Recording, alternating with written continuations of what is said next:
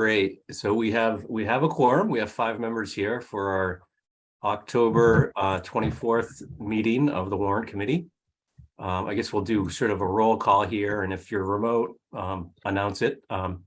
Jeremy Marset, Chair, and I'm participating remotely. I'll go to Mather next. Mather Eldred, participating remotely. And then those present in person? Present. Steve Callahan, present. Ed Vazella, present. Great. Sorry I couldn't be there, but a bit under the weather. But thanks for joining. We scheduled this meeting after our last to continue the discussion of the Warrant Committee's representation on the new school building committee. And since then, we've added a couple items to that agenda. So we have 3 main items to talk about tonight.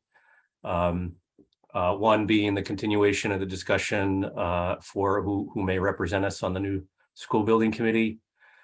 Another item to talk about some information that could help inform a future school building committee that Steve and Bob have put together, and they'll present and go through for us.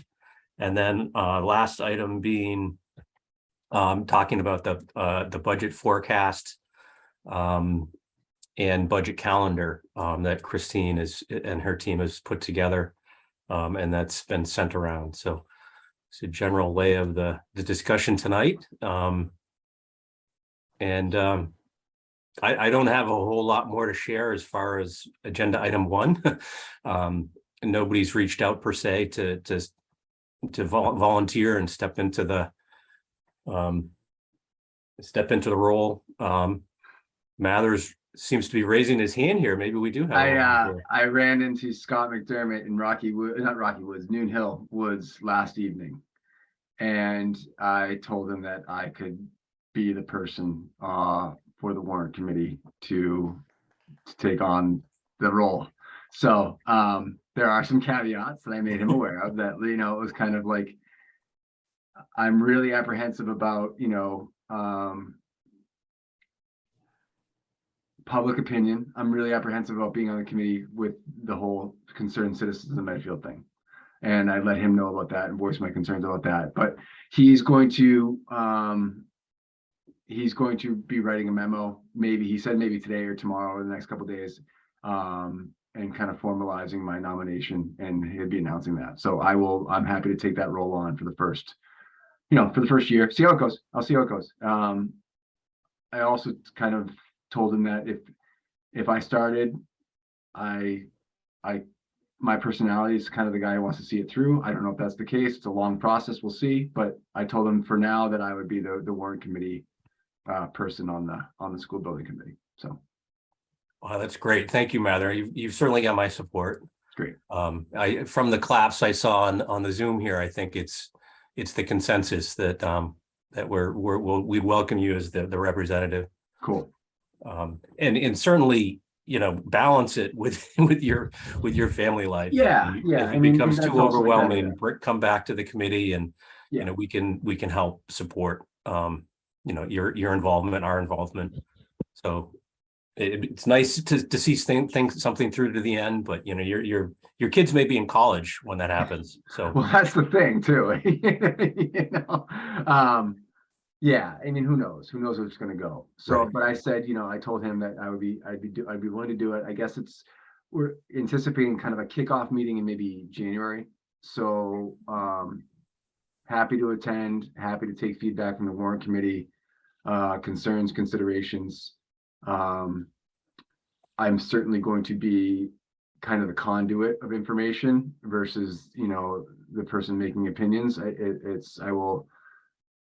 Everything's public and we can see everything and participate in these meetings, but I don't think I will not probably be voting or doing anything without any consideration of all the members of the Warrant Committee and talking through everything. So I'm merely just a representative. So yeah. I mean, that's understood, but procedurally there may be times that, to help the school building committee move along, you'll need to act without having to, fully vet something with the Warrant Committee. And I think I think just by, discussions that the committee may have, you'll get a sense of, the general take on different items so that you can use that, sort of inform your vote on things. But certainly, it certainly would welcome all the input and feedback, back to the Warrant Committee to talk about. Yeah. I guess that's great. I think from a comment point of view, but first, Mather, thank you to her, because I think it's great to have someone in the community with children of your ages that have an interest in this. So I think from your perspective, it'll be great, and certainly we're all here to support you. So thank you.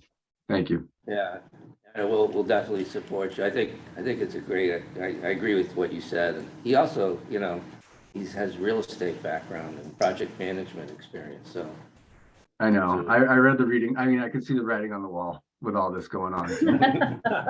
Well, and I would also say, from my experience, just your first year on the Warrant Committee, you really demonstrated excellent judgment and support. Thank you. So I think it's appropriate to Thank have you. that. Appreciate that. We need a vote on that, Jeremy, as a committee. should we officially vote on this? Sure. I think it's an appointment. Might as well. I think it's an appointment. I don't know. Yeah, I mean, we're not actually the appointing authority. That it's appointed by the select board. But I mean, we can vote to support our recommendation. I think we should wait on that to get the official. I think just in discussion with Scott, I think he wants to make a nomination. Yeah. And then I think it's our as a committee, it's our responsibility to recommend somebody okay. To him. So I don't see a problem with us having a vote on recommending you as our representative, and then he can do the formal appointment. I actually have just been notified that Scott McDermott is actually here. Oh, there we go. So let me see. Scott, you should be able to talk now. He's muted. Looks like it's a real red thing next to his number. Yeah. Scott, if you can hear us, you're muted, I guess. That's hard to do. Oh, now we lost him. Oh, we lost him. Maybe he'll dial back in. Okay. Keep an eye out for him.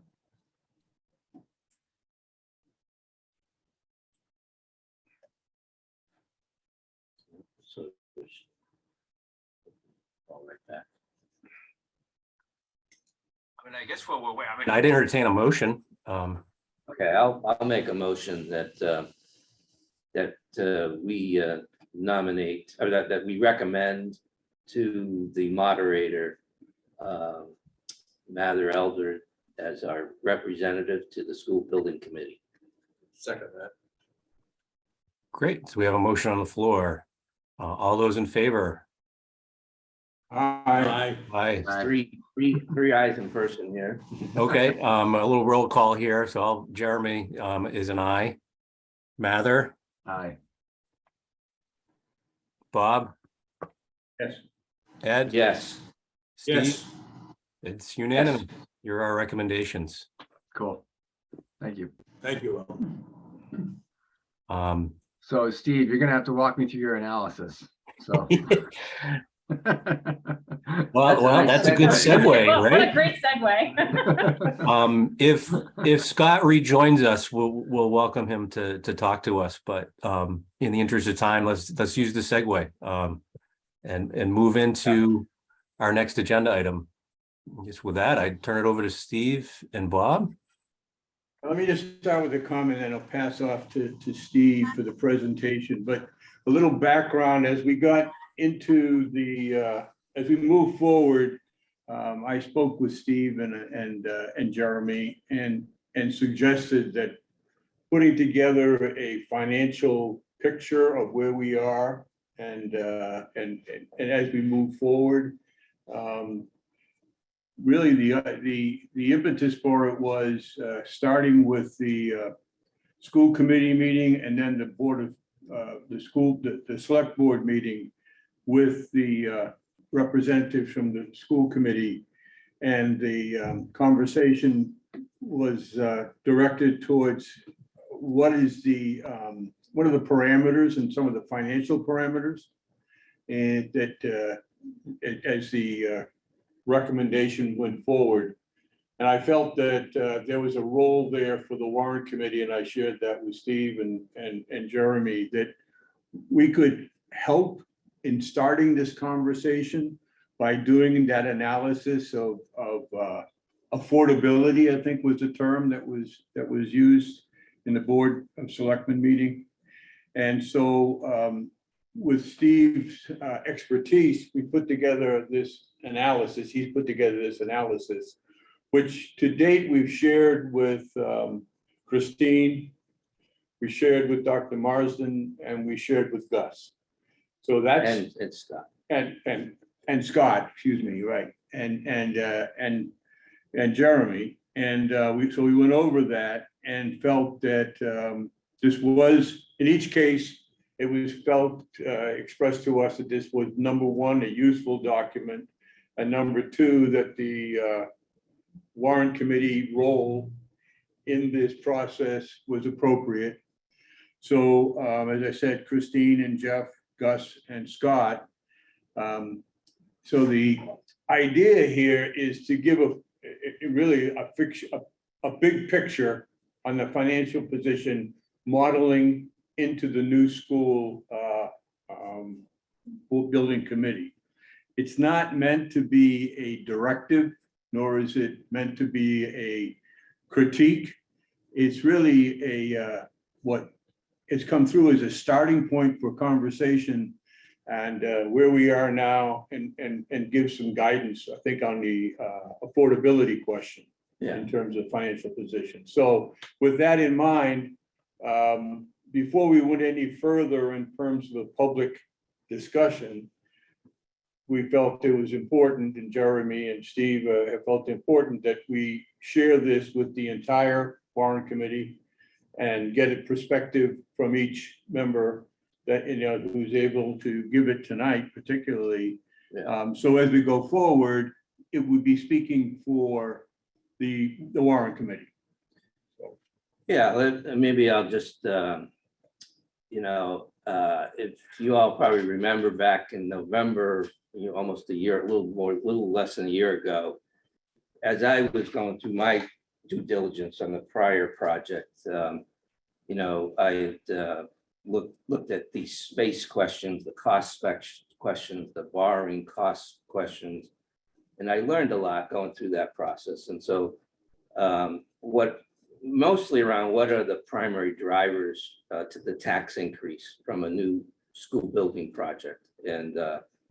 And so this is really just an attempt to share with everybody some information and model some key assumptions from the new economic environment that we find ourselves in.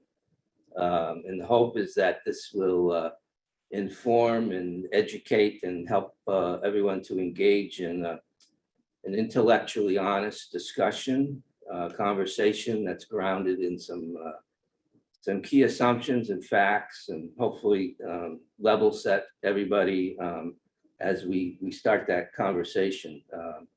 And I hope that the dialogue,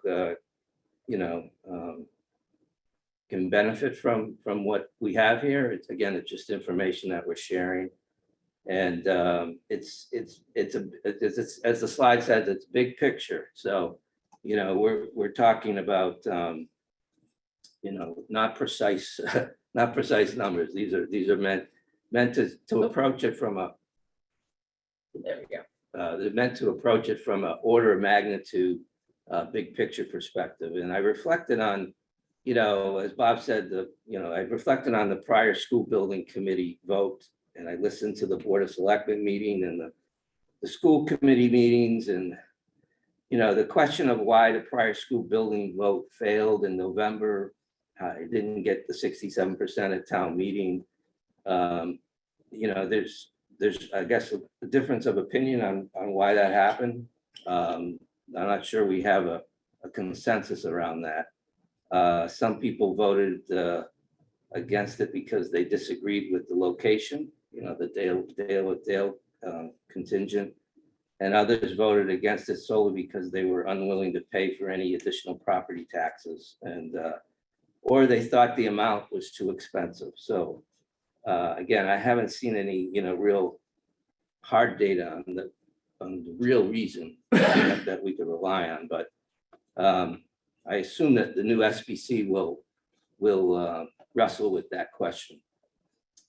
So, there's significant economic risks that have changed and we're in a different environment now. And I try to cover them in this presentation, but It's good. It's going without us. Hold on one second. oh, sorry. No. So nevertheless, there, Yeah.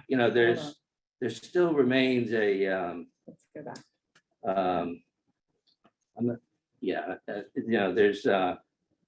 there's still quite a large range of options that opinions on preferred options or paths forward and alternatives of any school building project. I have heard everything from we can't have more than a $500 tax increase to, people don't care about costs and they just care about the process. They'll pay whatever the amount is.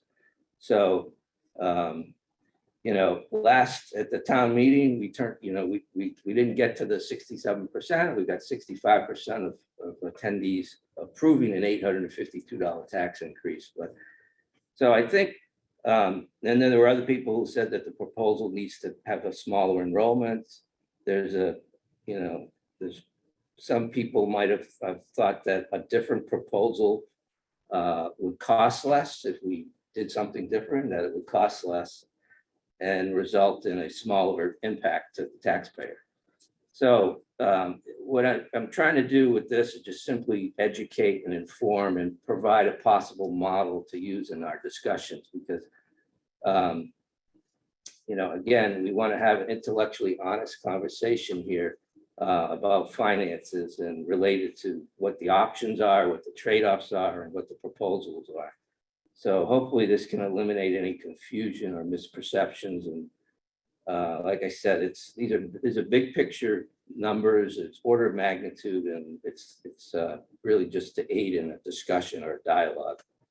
And it's not perfect. So if anybody sees any questions or challenges any of my assumptions, I'm more than happy to take the feedback. So And I think it's. so we're not advocating for any one particular, like Bob said, we're not advocating for anyone. It's not our role to advocate for a particular proposal or solution, and only providing, just providing potential financial models, assumptions, information to use in any future planning and discussion. So it'll be that the role of the school building committee and community members to engage in that debate and future study. The school building committee is they're gonna need to agree on priorities, and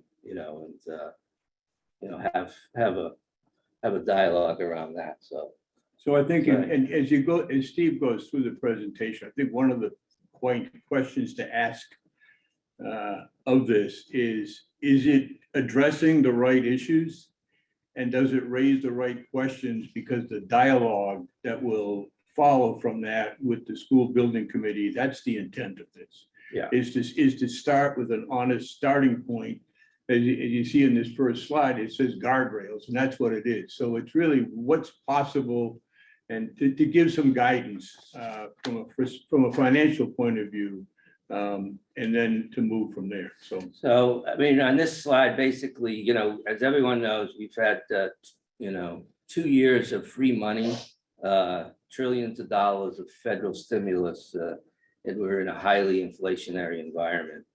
8.2% inflation. The Fed Reserve Bank is trying to, reduce that to a target of 2%. And so they're on a mission to lower inflation through a series of interest rate hikes. And so it's sort of a double whammy. We have higher construction costs and higher interest rates. And what does that do to, our options? And we'll talk about that a little bit later, but it basically means that things are gonna cost more and you can do less. Oh, yeah, the options become smaller, so you'll see that through the modeling later on, but so,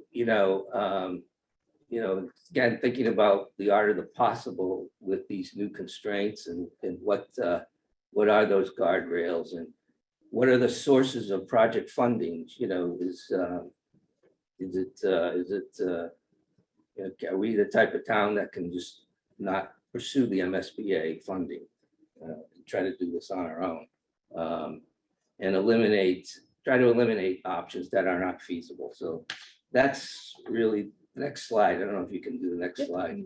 Yeah. So one of the things that I did here was I took our existing debt service level, which is the blue part of this chart. And Andrew went back over 10 years and got the data for me. And then one of the new exercises that Christine has done is projected out revenues for the next 5 years. And so I took that projected revenue and I imputed a hypothetical debt service equal to 10% of that revenue. And that's because, historically, when you go back to some of these, back to 2012, we were at 11%, then, in 13, we're at 10.6, 10.5, 11%. We peaked at 13% in 2016. And then in 2017, it went down to almost 12%, 11%. And then in 2019, it's down to 10%. So I said, well, let's just hypothetically say 10% is a historical average benchmark. And I imputed what that debt service would be. And you can see here, there's a gap, right? That starts, it's already started between what our existing debt service level is and what that gap is. And so, I think one of the, you can see here that, obviously a best practice is to take on new debt as old debt's retired, right? Because if you don't do that, you get into this scenario of having big projects build up, multiple projects kind of coming at you at the same time. And so you can see in FY27, we are down to 4.5% of general fund revenue. That's our existing debt schedule. So there's like a 5.5% gap between the 10% and where we're projected to be in FY27. So, and again, as everybody knows, there's two pieces to our property tax levy. There's the Prop 2.5 piece, right? Which has a limit on it every year, right? Can only be 2.5% increase. And then there's this exempt debt, which we have approved with a 2/3 vote in the past. These are things like this building we're in now, the public safety building, the DPW building. The schools are just starting to pay off. I think this year is the last year of the schools. So, but this exempt debt is a temporary tax increase, basically. And every year, your tax rate goes down unless you authorize new borrowing. And so this is really just to, what you'll see is, I think, as so we have a capacity to add to our debt levels and try to be, we may not be exactly under the 10%, but we may go over for 1 or 2 years. But that, that's the plan here is that. And what's the dollar value of that lost investment capacity? What's that delta? So that is, that's a good question. I knew you were gonna ask that question. So that's about $4 million. Okay, but that's 4 million. In FY27, that's the 10% of revenue is $7.5 million, and So that would be it's the 3.4 million. Yeah, so it's about 4 million of now. Again, that continues, that gap continues to get wider, right? As you go further out. Right. So, You know, the thing I was thinking of is we have this $1 million Trinity payment for the schools. And is there a way to smooth out those, because it's really like a 1 or 2 year problem where you kind of, you spike in those first couple of years, you know, is there a way to use that to help smooth that out? Just a thought, something to think about, you know. So that's what, I mean, it's about a $4 million delta in that FY27 year. 4.1, yeah. Right. Yeah. And my projected revenues, I took out the free cash. Right. So it's your forecasted less the Less free than, cash. and we very conservatively estimated. Yeah. Free cash. Yeah. So that's kind of the big picture on the debt side. We go to the next slide. And this just, again, some of this is for education in case somebody wants to learn about this stuff. But basically, I know you guys understand this, but tax exempt debt borrowing is directly attributed to 4 things, right?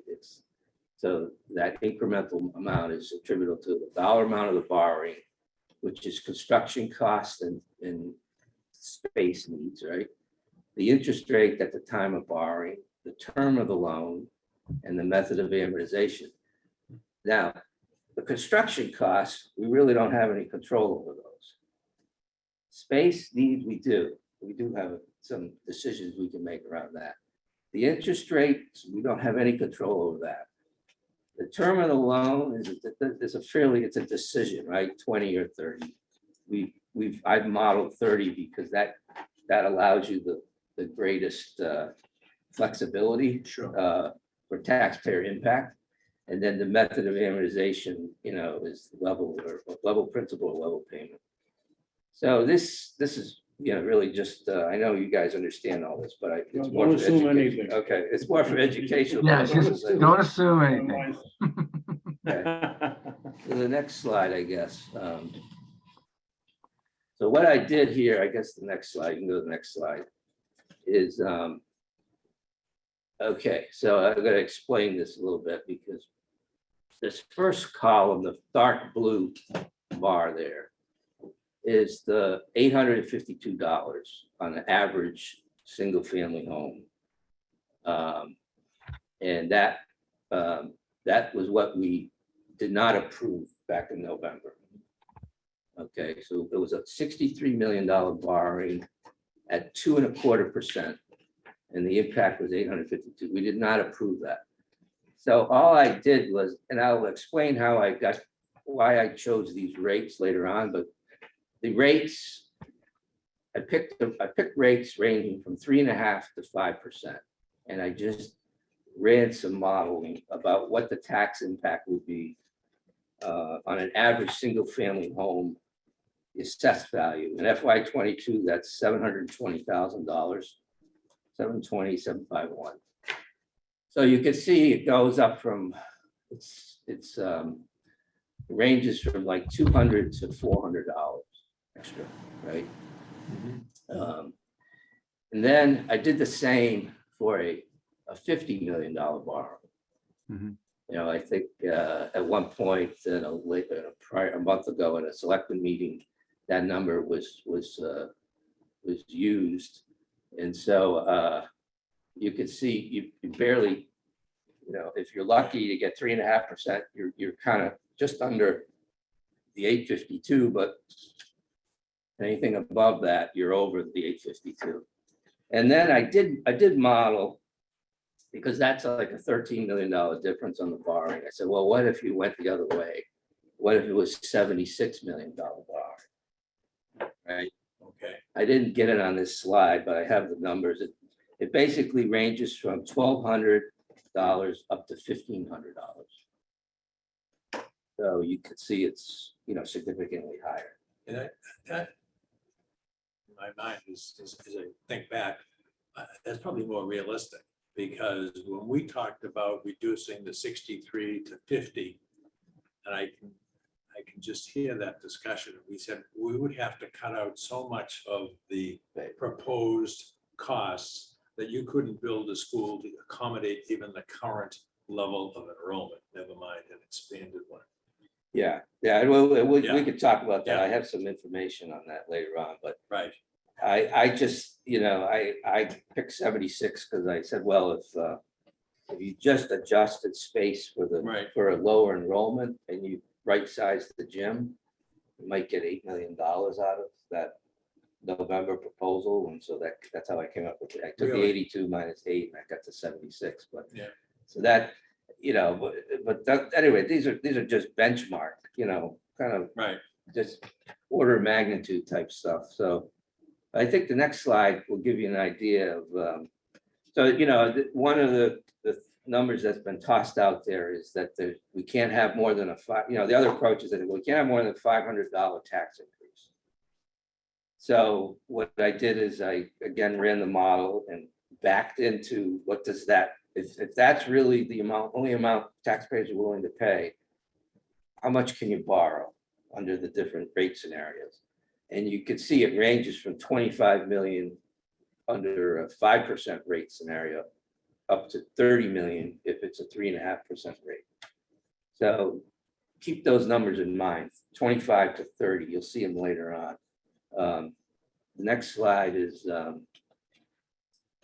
this is just the raw numbers, okay? So again, little more, it's more detailed. There's the interest rate and the borrowing is in that first column.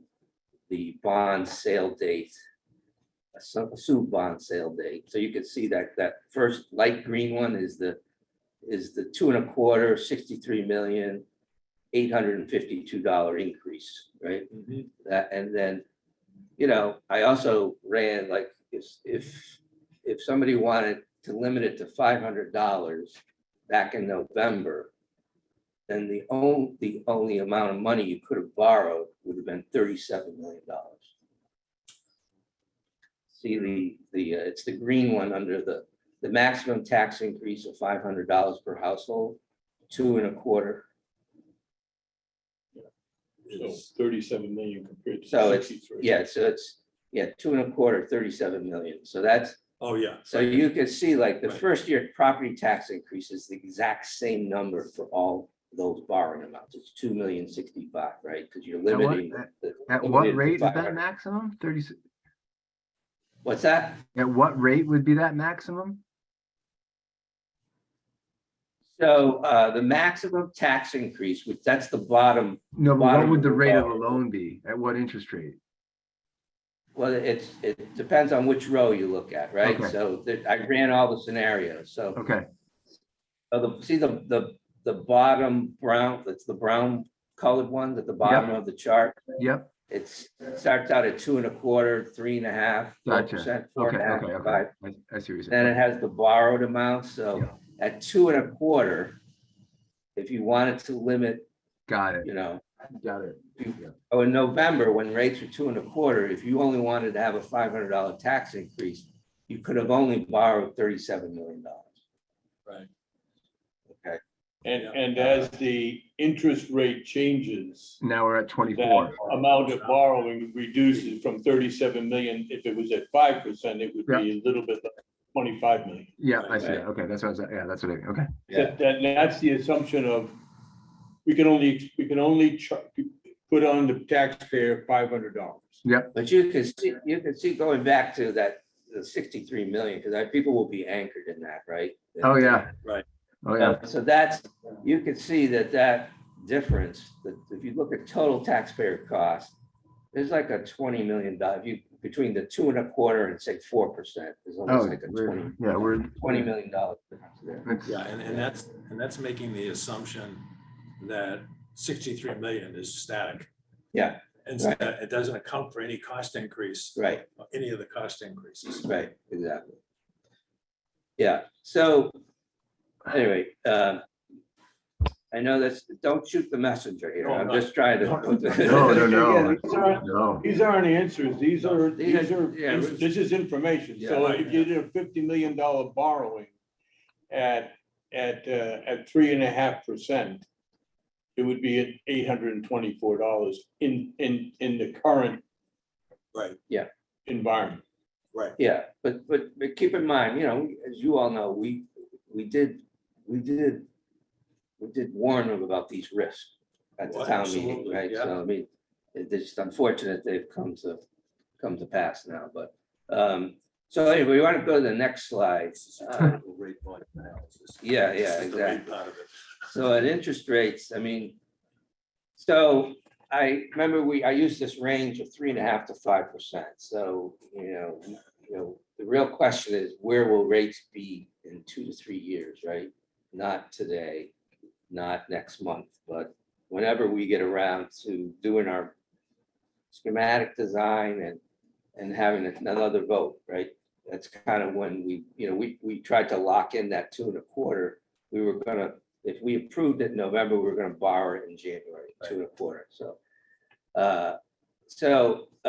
And the other thing to keep in mind, because a lot of people say, well, you can always refinance. Well, you can't, on a 30-year exempt debt borrowing, you're sort of locked in for those first 10 years. You can't change it. You can't refinance it. So that's the other point I just wanted to make. That Next slide is, that line of thinking is a little bit outdated now too. I mean, we're in a new federal funds rate environment. It's just think that you're always going to be able to refinance at lower rates. It's just kind of outdated, yeah, exactly. So the next slide is what I did, and this was just something that was in the Wall Street Journal, but I thought it was interesting because it shows the Federal Reserve presidents. They do this dot plot every time they meet, and you can see there's, I don't know, probably 20 of them around the country, and they all guess where they think rates are going. And this is the median of those forecasts. No. So you can see in the second quarter is the lower line of the forecast. And then it just went, in the third quarter, they went higher, faster and longer, right? So this hasn't happened in 40 years, what's going on now. I mean, this is really very steep, very fast. And where it ends is sort of, they call it the terminal rate, where, that peak, wherever they get to that peak, eventually they will, the plan will be, once a recession hits, they'll start lowering these rates. How far they lower them, they have this going to 3% because their target inflation is 2%. So it's always going to be 1% over the target. So, Right. And keep in mind that Fed funds rate is the shortest term rate. So this is like overnight rates. Right. This is not a 30-year bond. Right? Yeah. So, these are, you probably read that there's, the treasury notes. So you start with this rate, then you do the treasury bills, the 3 months, 6 months, those are up around 4%. Yeah. Over 4%. And a mortgage is 7.25, 30-year Yep. mortgage, 7.25. A 4-year car loan is 6%. Yeah. So, so anyway, And climbing quickly and climbing very quickly. yeah. So that's really, this was just meant to show you the speed of which they've moved here and how the world has changed, right? That Goldilocks moment to grab that brass ring at 2.25 is gone. Right. It doesn't exist anymore. So we're in a different world. And I think, we go on the next slide. This is really, again, illustrating this 50-year period that we hit this low over 2020, 21. It was a 40-year period of declining interest rates. And it's starting to, this hasn't been updated, right? So it'll go up higher, but you go to the next slide. And this is really just the muni market. So this is municipal market, right? And this gives you an idea of what a 20-year maturity we're equivalent to that AA, the green one. So we would be, you could just see what's happened here in the last 2 years, right? So you went from under 2% all the way up to, over 4 or just about 4%. Yeah. Next slide. That's very interesting. And this is that the town's municipal debt advisor provided all the information on this slide, but basically, these are reoffer yields on AAA rated. Now, we're not AAA, right? We're a AA. Double. But AAA rated general obligation municipal debt, and these are yield curves. So the bottom two are September 2020 and 2021, and the horizontal axis is just the maturity of, so it goes from 1 to 30 years, and then the rate is on the vertical axis. So they're just kind of a normal yield curve that you would see, where it's lower rates on shorter maturities and higher rates on longer maturities. And they went back and they put the yield curve in for 10 years ago, which is the middle one, 2012. And then the September, so September 2022, we're even higher than that now. So October, it's everything, that whole yield curve has shifted up probably 50, 75 basis points. So, but the interesting thing is, just to give you a point of perspective, on the right side, the Westwood bond offering. Don't ask me why they waited so long to do their bond offering, but they did it in July.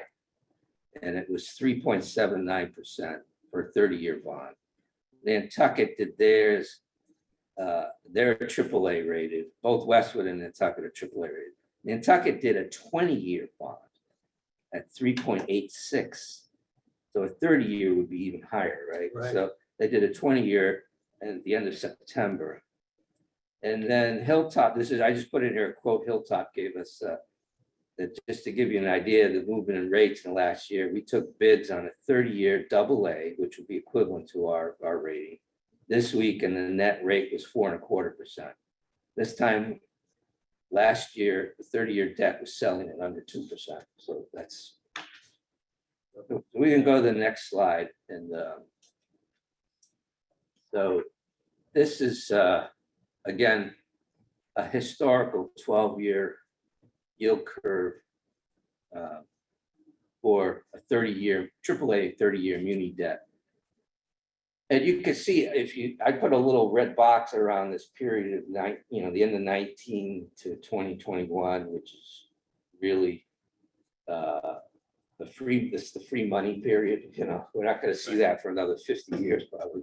So, but if you took that out and you looked at the range was for AAA rated municipal obligation.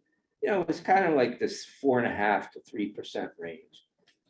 And so if that's what it was for AAA, a AA would be another 50 basis points on top of that, which is how I came up with the 3.5% to 5%.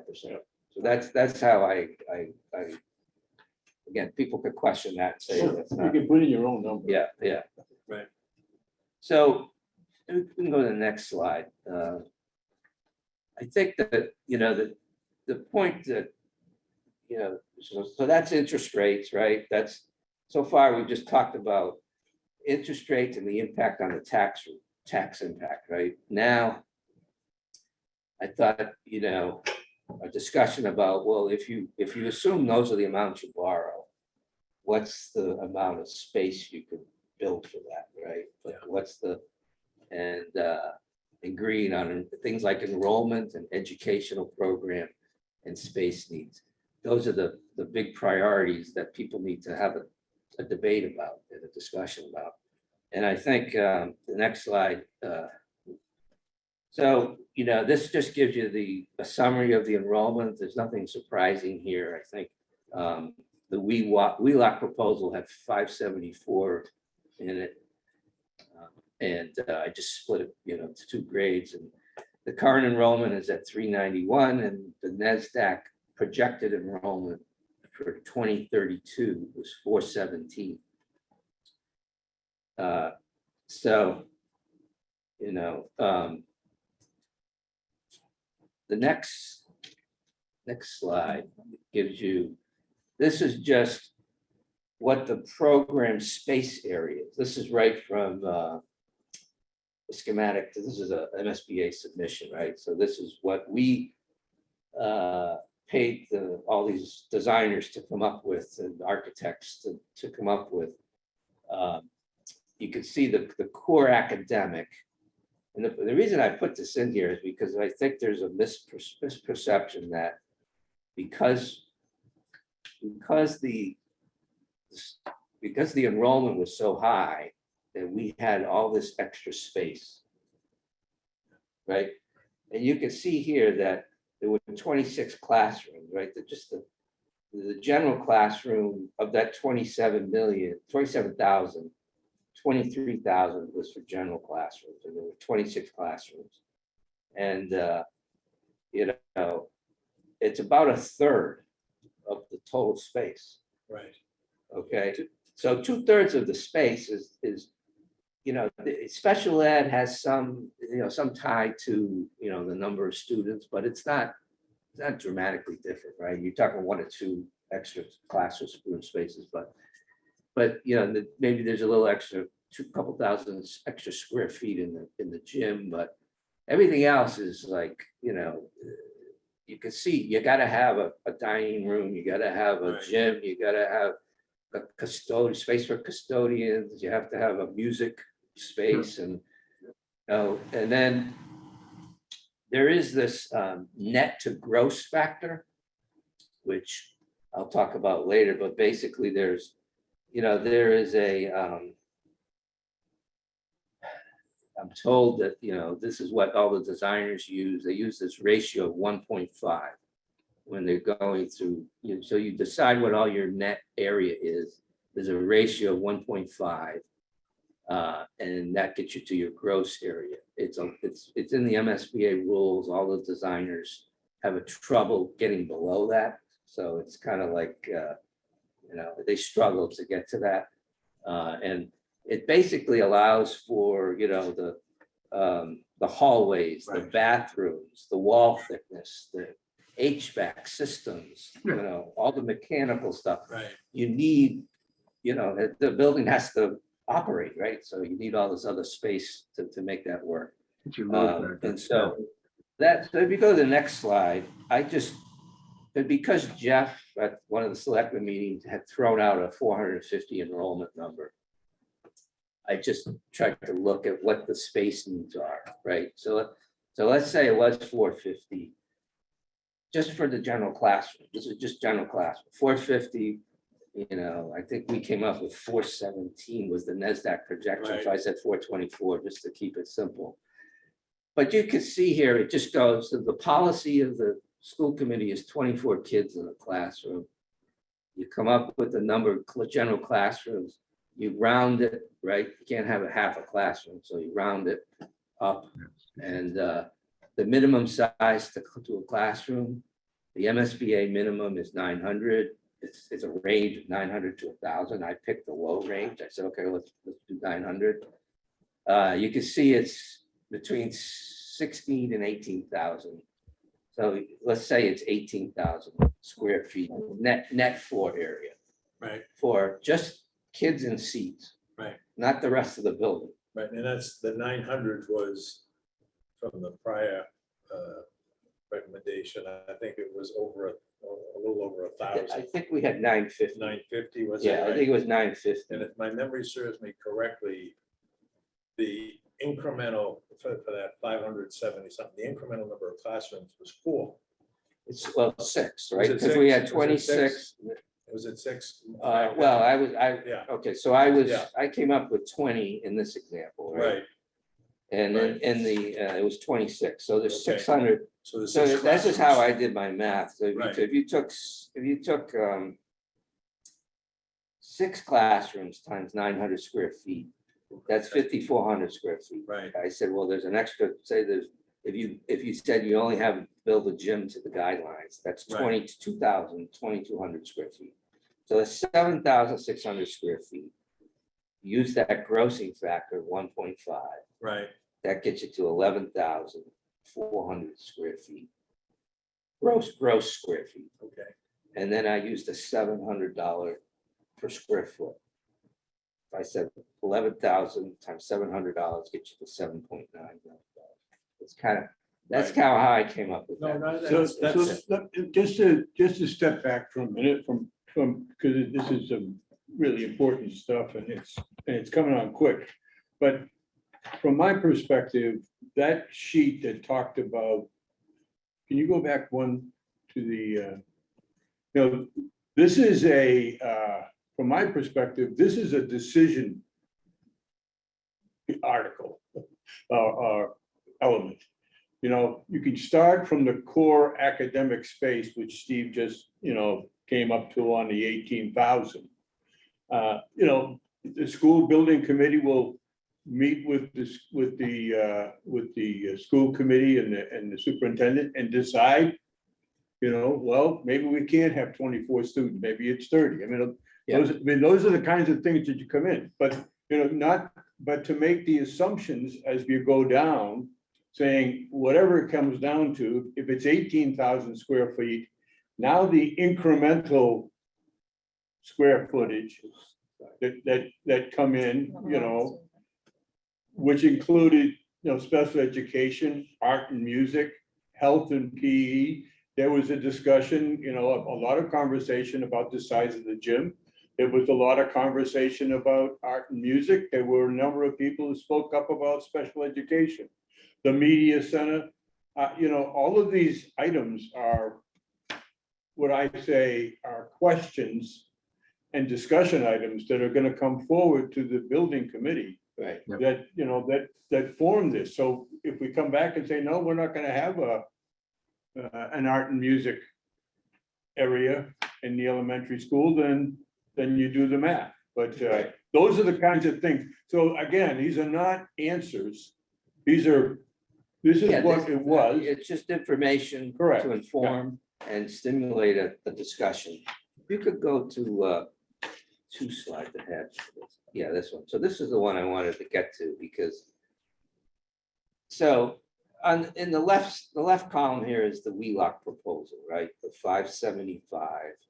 It shows you the net floor area, the gross square feet, the construction cost per gross square foot, total construction cost, and then the total project cost, which we all remember was 82 million. Right. So what I did is I took under this theory that, somebody threw out, you can only spend $500. That's the maximum tax increase, right? And I assumed there's no MSBA involved. So then you start at the bottom, because we know what those numbers are, right? I showed you earlier how we came up with the 25 million for a 5% interest rate and the 30 million for the 3.5% interest rate, right? We talked about that earlier. So if you start there, that's the amount you're going to borrow to limit it to $500. You back into the construction cost by taking that 25% soft cost contingency factor out, right? So like in the let's say in the 3.5% column, 3.5% rate column, the 30 million goes to 24 million because it's just math. You just divide it by 1.25. And then the construction cost per gross square foot, I said, well, we were, a year ago, we priced it out, it was 673. I don't know if there's a slide on this next where construction costs are going to go, but let's just assume, make it math simple. I said $700. It's a 4% rate. I know that's probably too low, but I said, let's just assume that. So then you get to a gross square foot, right? So it's just math. Construction cost divided by the construction cost per gross square foot gets you to 34,000 gross square feet. And then it's that ratio 1.5, right? That gets you down to the net floor area of 23,000. So the point of this slide is that if you remember, we came up with 18,000 on the prior slide just for a 450 enrollment kids in seat space, just the core classroom space. Right. So all you could build for $30 million is just 23,000 square feet, which Right. basically is a little bit more than having a classroom space for 400 kids. Right. Not hallways, No not dining hallways. rooms, not music. I mean, so I concluded, modulars. that you can't build a new school for that. You're doing something else. You're doing, it's a different project. It's I don't know what you. Well, I think what But I over think- on the right, it's interesting to note that when they did this, when they went to the last process, just the base repair of Dale back in June of 2020 was 38.9 million. Right. That was just no additional space. That was just to bring it up to code, new systems and interior, roof, all that stuff. Well, that's my point on, to follow on that, is that in the discussion at the town meeting, it was proposed that an ad rental could have been the solution. So you could take Yeah, you this and say, what does 30 million of an ad rental Right. give you? And I think that's a legitimate question that should be addressed by the school building committee when they come together, saying, Yeah. if the ad rental is a proposal that a lot of people voted Right. against this, because an ad rental was a preferred answer, then it should be costed out and presented. Right. So it was just one hypothetical here, Right. right? But the point is that these numbers, I think, are grounded in reality. They're not precise, they're big picture, but if somebody wanted to, the point is, we need, as a community, and the SBC needs to have these discussions and agree on priorities, because we can't be saying we want to build a new school and then someone say we want to limit the tax increase to $500. Right. I mean, that doesn't exist. It's like, My biggest fear is that we start looking at this and working back to what the school requirements ought to be. I think, there's enrollment, the educational program and space needs. That's that chart, the priorities. Yeah. Enrollment, maybe 574 is way too high. You bring it down to something in that 420 450, or yeah. 450 range. That's fine. And that will save you some money. The educational program is going to come from the school committee, and the space needs will be dictated by what that educational program is. Yeah. That's what happened in the feasibility study, and what the school will look like will depend upon, whether the ad rental or a new school best accomplishes the educational objective. right, We got to start there. This is a great analysis, and it gives you some basis in reality. But my hope would be that the building committee and the school committee will not compromise their standards just to meet a tax number. They should start with, what do we want, just like they did before, and then go through this analysis and say, okay, what can we cut, or whatever, to get down to something more reasonable. I would hate to see them work backwards and say, this is all we can afford. well, I agree, Right. I agree. I mean, I think the starting point should be, what are we doing now? What's the educational program now? Right. And as far as I know, what they proposed satisfied the current educational program. We have a music program, we need, their biggest challenge was room for special ed, I think.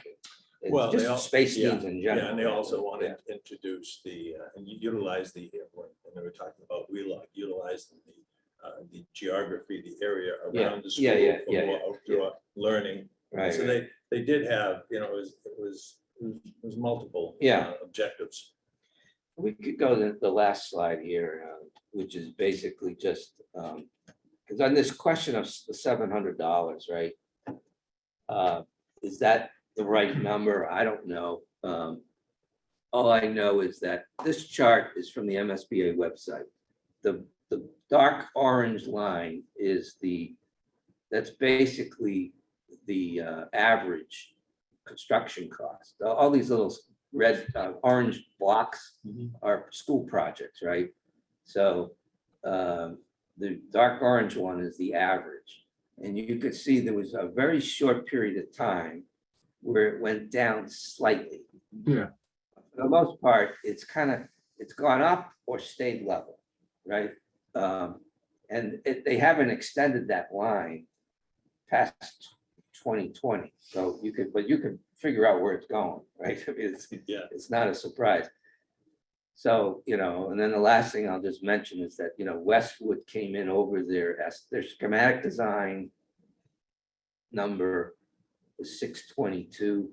When they went out to bid, it came in at 657. Ashland was over theirs. They were earlier, then Westwood came.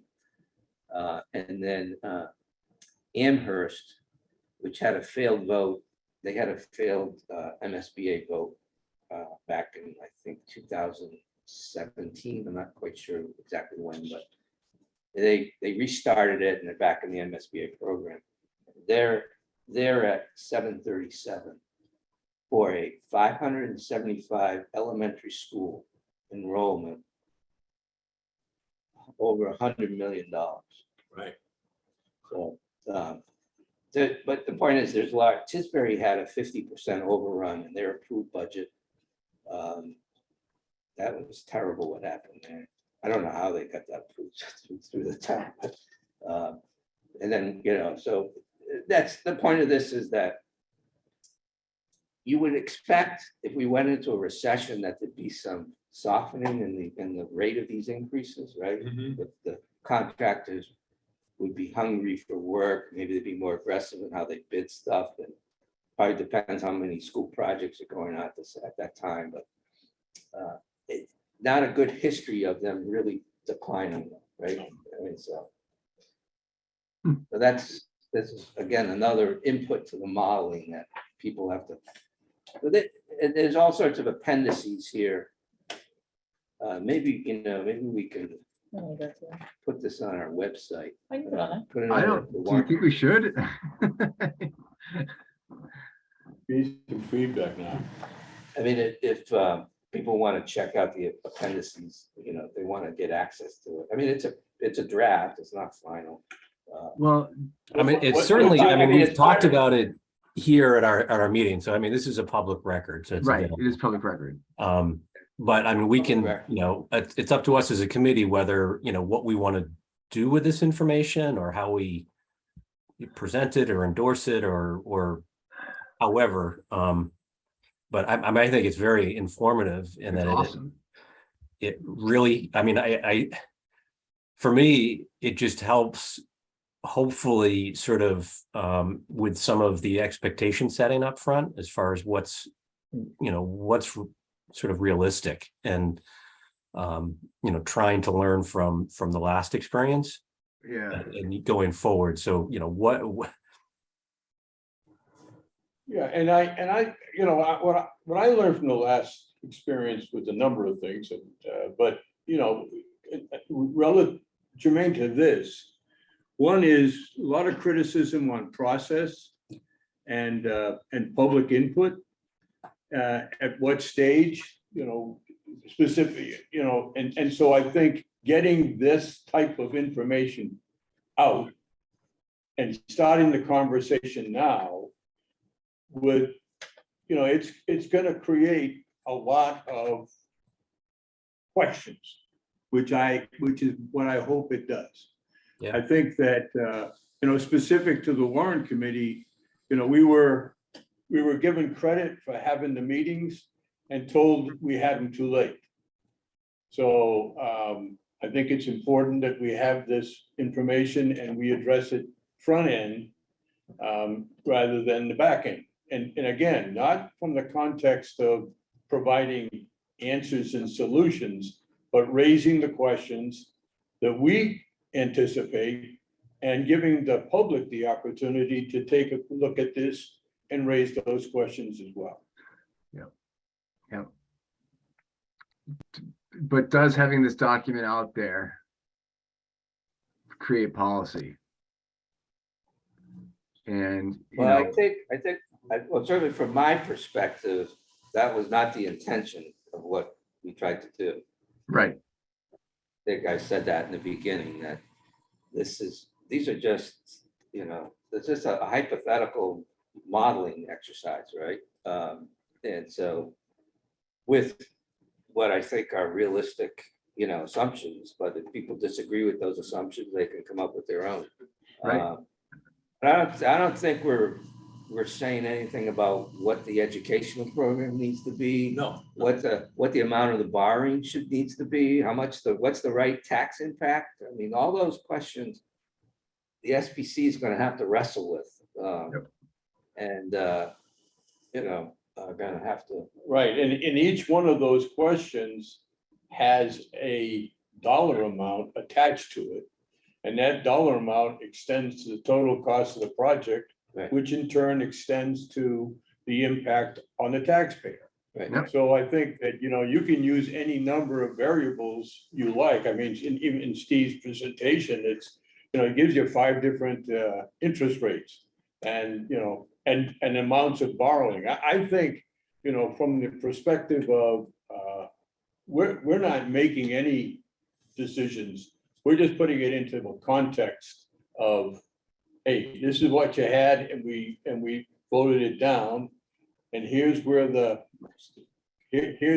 interest and construction costs appear to be going.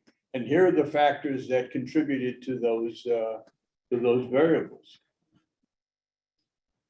I think if we, Yeah, I mean, for me, I think it helps, I think it's somewhat factual information. I mean, there's some assumptions and necessarily some assumptions put into the analysis. I think they're pretty informed assumptions.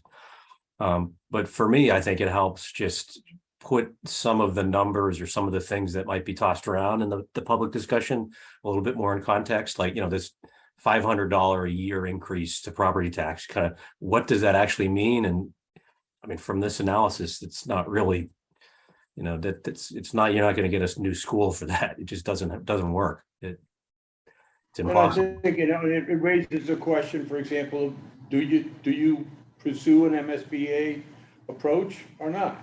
I mean, because, 25% of the cost was said, no, thank you. $21 million we said no to in that vote. So if you look at 50 million, that's 75% of what, 60 million or something of that nature. So, Well, it's 19 million was the prior MSBA reimbursement. Yeah. And, Yeah. It would be a little less than that if you lowered the enrollment, right? So you might be at 13 million, say, I don't know. I know, right. does it make sense? if Boy, we're gonna publish it's incredible what a year brings, huh? Oh my gosh. What a difference from a year ago. Holy 6 cow. months. An Yeah. entirely different outlook, right? Yeah. Which is unfortunate, but the reality. Does it make sense? to put- I think this is a great check. Sorry, I think it's a great Yeah, check. for people- Sorry, go ahead. Sorry, Ed, go ahead. Sorry. Does it make sense to put a footnote in there that says, this does not account for construction cost increases? Because a lot of it is just the rate difference. Right. Is I it- did and- have, with a small footnote, but I had something on page 19. So it's page 19, there's a little red, this box right here. Okay. Analysis based on 2021, Construction costs. I think that 4% has, does not include any additional price increases. yeah, and the whole analysis is basically that way. Right, the So, whole, and yeah, then the whole maybe- analysis, Maybe towards the front on the introduction, Yeah, you yeah. say that just some type of footnote that says this is primarily a rate a rate analysis. yeah. analysis Yeah. as opposed to a Well, so rate volume. Yeah, Yeah. no, you're right, Yeah. that's a good point. That's a good Steve, So there was an online comment here or question, thanking us or thanking you for the thing analysis. And they did bring up, and it's some of the details that would need to be worked out later, but how to finance and suggested possibly a variable rate portion of finance. I'm not sure if that's necessarily the common practice for municipal finance to go in with a variable interest rate, even for a portion of the debt. Maybe Christine and her folks could help clarify. We can clarify that at your next meeting. Yeah, I would think that would be something we probably want to get a little more study on, the practice of using that type of a approach in a municipality where you have to do budgets and. Yeah, I mean, generally the certainty of having a fixed rate is preferred, but Yeah. I'm not sure if Yeah. it's precluded to do a variable or not. Yeah, I'd have to. I don't believe in the municipal bond market. You can, I Jeremy, don't think so. Yeah, that's, yeah. but I'll let our financial advisor answer that for you officially. Thank you. This is a great analysis. Yeah. Tremendous amount of work. I mean, I'm just thinking, was it Bill Werner? What's he got? Very thorough. Thank you for sharing his best question of how we start. I can't read that. Can you read that? It Jeremy? says it begs the question of how do we start saving for a down payment on the project now to help minimize the future borrowing, future tax increases? Yeah. And Chris, can you read Chris's comment? I can't. read. One other observation, the original space allocation does not seem to allow for any shared space that needs some further analysis too. Yeah, so the intention of this presentation and this analysis is not to get into the detailed discussions. That's for the school building committee discussion. So yeah, that's a good question to be raised to the school building committee. This is the format of this is to take the situation as it stands and to make those kind of observations and to bring them to the school building committee. But we, in our role, are not looking to do any of that analysis. Agreed. Yeah, and the other caveat I'll say is that all of this modeling was done assuming a new construction, right? Right. I recognize that there's an ad reno, something that the SBC will look at ad reno. But the cost information on the MSB website is, there's not a big database of ad reno projects. And the problem is that, unless you dive into it, the cost numbers, the construction cost numbers for ad reno, they don't include, which we know very much about, modular costs, right? Right. That's excluded from construction costs. Right. It's added into project costs, but it's not in those It's like construction. $7.5 million. Well, everybody's different, right? Right, yeah. Everybody, Sure, some right. Newton doesn't have to deal with modular Right. costs, right? So That's their ad rental costs are gonna be really low. So I intentionally just did the new Sure. construction. Right. But at least it's something to start, just to share, Mather with the new SBC and maybe get people focused in the right direction. That's what I was gonna say. It's a check as the conversation goes. You can kind of check yourself against these analysis and so the conversation doesn't get too skewed in one direction or the other about what we should be doing or what we shouldn't be doing. You can instantly kind of research back and go, well, if we do this, it has this impact. And it's really excellent. Thank you. So would you feel comfortable going to your first SBC meeting and saying, hi, my friend here, Steve has a little presentation he'd like to share? I mean, I think that's kind of the question. But Is it a good starting point for the SBC? Well, let them organize first. I know, and but decide I'm what just- they Yeah, I would say. let I them think they organize may have a first. lot of like general organizational stuff to discuss, but I'm Yeah. sure this conversation or this information will fit in well at some point. Yeah, absolutely. It's just an open conversation. I'm not suggesting it be the first item. I'm saying, my question is really, is this a useful document to give before the school building committee at an appropriate time to get them started? Because my point before was giving them a blank piece of paper, it is not, I don't think is helpful. And I think from I a agree. the financial input is a starting point. Then all those other conversations of shared space and where do we put the band music and all that, those are all the details that you get into. But each one of them, you go back and go, well, we can cut some costs over here. It gives you some ideas, and then you work with the school department on the educational Yes, yeah, I philosophy and disagree. I don't think it should be the starting point. I think it's the yardstick against which you measure what you come up with. Yeah, I would think, well, again, this is Conversation. Yeah. We can have a conversation, but the building committee will have to decide for themselves, but I would, if Mather, I guess my input to you would be one point of study that you might want to do is try to understand why the vote really did fail. Was it just location, or was it, how sensitive are these tax impact numbers? And, you know, what, I mean,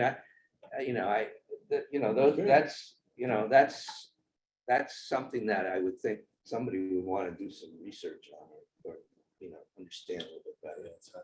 Yeah. That's Yeah. If anybody has an opinion. Yeah, everybody has an opinion, and unless you I think that go- depends on who you ask.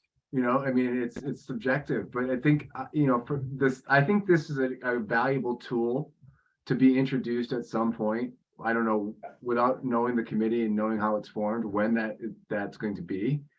But as conversation evolves about expectation, wants of the town, to have this a resource to kind of check ourselves on, you know, are we getting out of bounds with our expectations, and what the impact will be to the town members. I think this is super valuable. I you know, I absolutely do.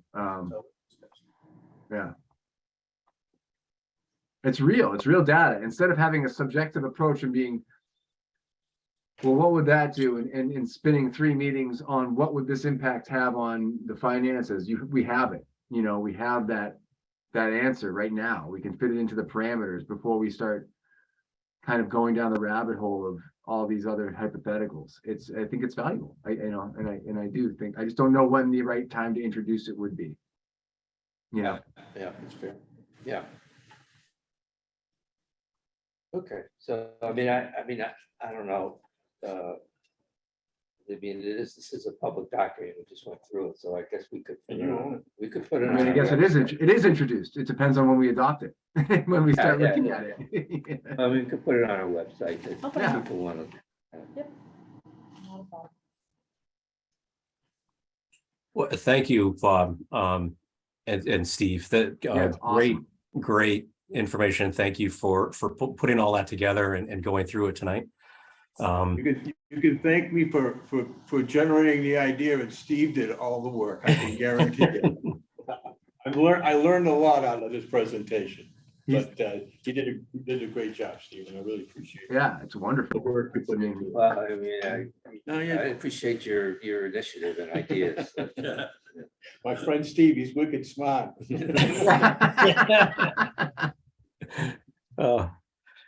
No, well, we're making some progress tonight. We've got a representative of the school building committee, and great presentation and info for him to consider as he marches forward. Great. And our last agenda item is to talk about development of the fiscal year 24 budget. A little earlier tonight, Christine circulated a budget calendar for the development of the FY24 budget. It's also up on the town's website as well. And that the first date on that calendar is our meeting tonight. Maybe Christine, you can hit some of the high points. Yeah, well, while she's in this out, Jeremy, I just want to say that when you distributed that budget document to us, and I really need to commend Christine and Nick in absentia. And Andrew. Andrew and Georgia, Yvonne. Georgia, the whole Yep. team. It's a really impressive document. And Thank you. and thinking about, you know, where we were when I joined 5 years ago and trying to figure out who's on first. This is a tremendous document, and it really and you know, not just for us, but for the town. It really is. In terms of you know, your willingness to present this to the town is a testimony to you and your staff, really, because We appreciate it. It was a lot of work. You know, working with the Collins Center through the grant. It's all information that we have, but in 72 different places. So we really Yeah. worked hard to get all of that information into one Yeah. cohesive document. for people to view. And I think it gives you a lot more, It really is a tremendous resource. it's a lot more context. I think it will, certainly for any new members of this committee, Mhm. this would be a perfect document to give them when they join. I wish I had it when I joined. It's a wonderful, document. Thank you. It really is. Thank you. Now it's just updating it. Yes, yes. So the other thing, I presented the budget calendar to you, which just, we can go through it briefly, and it is also, as Jeremy said, on the website, just to give you some parameters of how we'll proceed through the fiscal year 24, just some key dates for the Warrant Committee. We should have our first budget presentation to you at the beginning of January. And then our plan will be to present that budget to you in our typical format, in our spreadsheet format for you to start keeping track of. And then we'll be updating the larger budget document that you were talking about tonight. We'll be updating that in the background, so that will be ready to go before we go to town meeting. But in terms of our day-to-day, or I should say week-to-week discussions, it will be with our typical budget format document. And then just a couple other things. Right now, I've penciled in to have the town meeting warrant hearing on March 20th. Which is a week or two earlier than we've done in the past, but it's been pretty stressful getting everything to the printer every year, and I would like to try and hold us to these deadlines a little better this year than we have in the past. So just, try to make my staff's life a little easier. I know it's way out there. Do you anticipate any warrants that will be coming that are controversial?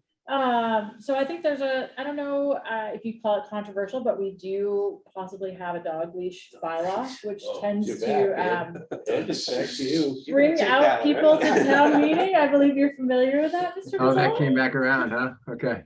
Person who doesn't have the dog. So I anticipate that will probably be an article going forward. We're going to open the warrants. I believe we set the date in here in November. Typically, we have waited until December or January. I don't see any reason why we should wait. The earlier we can get those warrant articles, the easier it makes for the Warrant Committee's job to start reviewing them and not wait till January or February. So we did move those dates up as well. And then obviously we will head to town meeting on the first Monday in May. We just need to get a quorum. I'm working on that. That's my side hustle. I think a leash law discussion will bring a quorum. I don't think I will have anything to worry about. That's right. And then at our last meeting, I presented you with the financial forecast, just for you to take a look, make sure we were all on the same page of what you were looking for. Tonight, I've just put that into a memo format, and I will post that to the website first thing tomorrow morning as well. And that just outlines what our assumptions were in putting the forecast together. I will draw your attention to one item that was not included when we put this together, but has become a topic of discussion in the last couple of weeks. And that is the Tri-County School, vocational school is planning on a new building.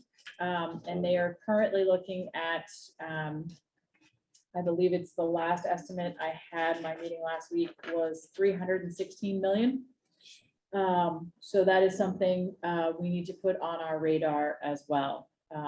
Michael LaFrancesca will be attending a meeting on my behalf on Thursday at Tri-County to get a better and much larger picture and presentation to the towns on what that would mean for each of the 11 towns in that district. 11 towns, 300, I mean. You divide by 11. It's We still- only- Well, so We only have what, 11 kids? that We have come? 6 kids in the district 6 currently, kids. and there's some discussion. I know Medway has taken the lead on this, I believe, for Norfolk County towns as to how exactly that will be divided up and what our plan is for having any input on the 326 million, or 316, I believe it is. Wow. Is there any precedent on how that's been divvied up in the past, per student or believe- per I community? believe our agreement with them is per pupil you have enrolled. So that's what we're holding them to. What's the enrollment in the school, do you know? I don't know what the total enrollment is, but I know that we send 6 students from our district there. It'd be pretty big if it's a 300 It's pretty million. big. Wow.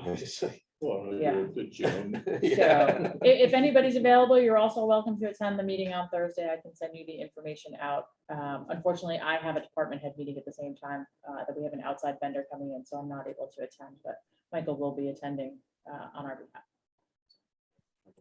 Yeah, and Jack Rose, who is our just appointed to be on the Tri-County School Committee, will also be there representing Medfield as well. So. Yeah, now this is just a proposal at this point? No, they're in the MSBA process and they're moving forward, So had they they, have some estimates. And I'll send you a link when this meeting ends. I'll send you a link to their website. You can see what the work they've done so far. but they haven't like they haven't borrowed the money and started construction. No. Okay. They're still in the design phase. What's the Still process of design. approval from each town? That's what we're working on, and Michael will bring back more information on Thursday. It's my understanding, and I don't have this officially from Tri-County, is that it is just a simple majority of the 11 towns if they vote to move forward on the project. So the key would be finding like-minded towns with low enrollment like ours. Yes. To So try to Sherburne, form a coalition to Medway, yes, are, have input. Where do the majority of students come from? I believe, Rentham, Walpole, and possibly there's a third town that has a Franklin, I believe. Franklin, yeah, Those probably. three towns. Yeah. Yeah. Franklin is big, Yeah. Walpole's quite big too. So I'll keep you posted, but I just wanted to give you a heads up that that's not included in this because we don't have an official timeline yet. So once we have that, we'll spend, some time this fall and early winter starting to look at the, making this go out another year to fiscal year 28, once we have a better handle on how we did on fiscal year 22 and 23. Jill, what's the status of our statement of interest? I believe we're going to hear sometime in December, but we haven't heard. To see anything. whether in December we'll hear whether we're even in the running or I just not believe so. considered. I believe fairly soon we should hear if we're being considered, and then they make their final decision in December. But Okay. I think Jeff, at one of the recent selectmen meetings, made a comment that we would have heard by now if we were in. So he's assuming we're not getting in this Right, year. This year. Which makes sense in terms of, Last they minute. want to know if we could pass it this time. Maybe. What's changed in 2 years? I think it's pretty early for them to come in. See,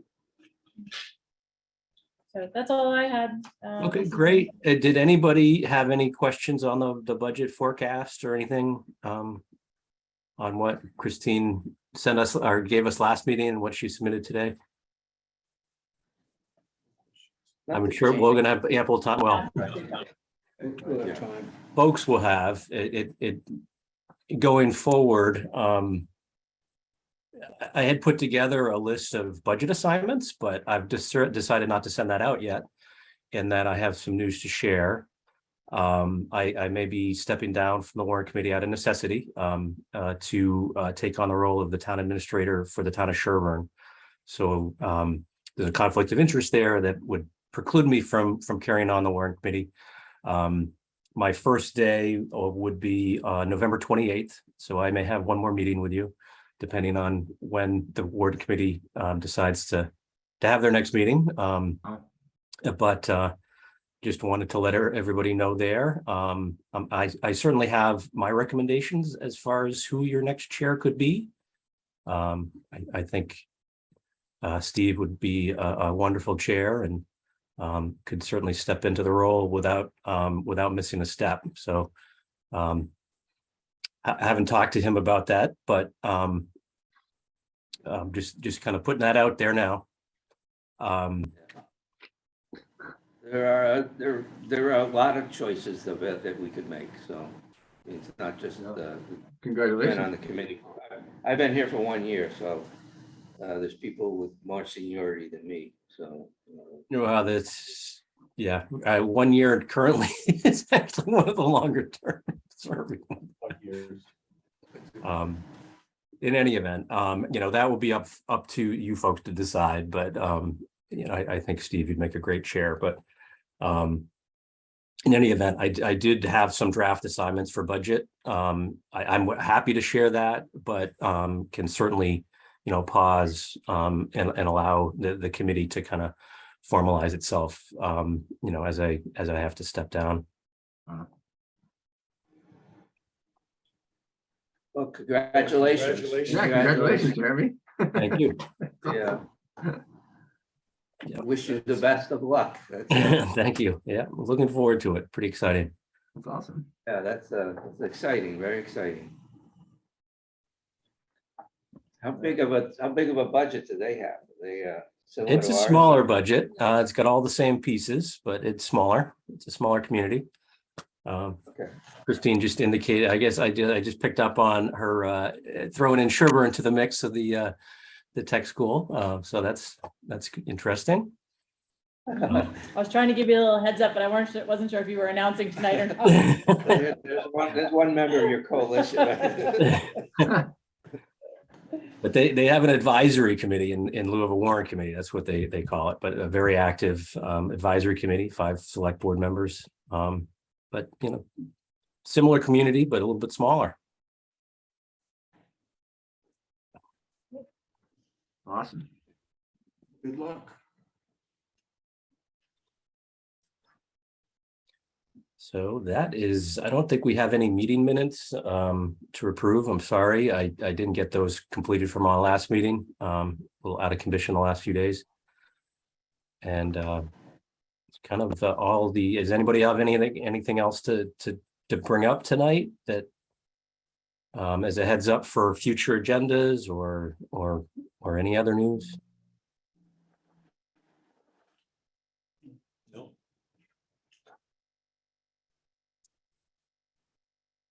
Great. We can offline, we can plan when our next meeting is. I'm not sure what would be on our agenda.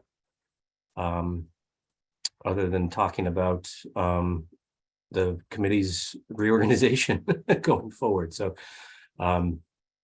anyway, I hope to be, at your next meeting and hopefully in person to see you all. What question? Just a question. Does Scott made any progress on new members?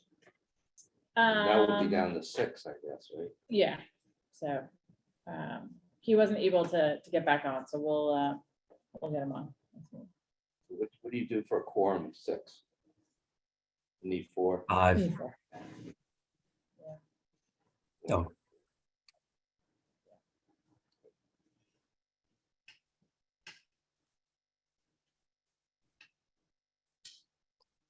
So I guess that's concludes our agenda tonight. I'll entertain a motion to adjourn. Bob?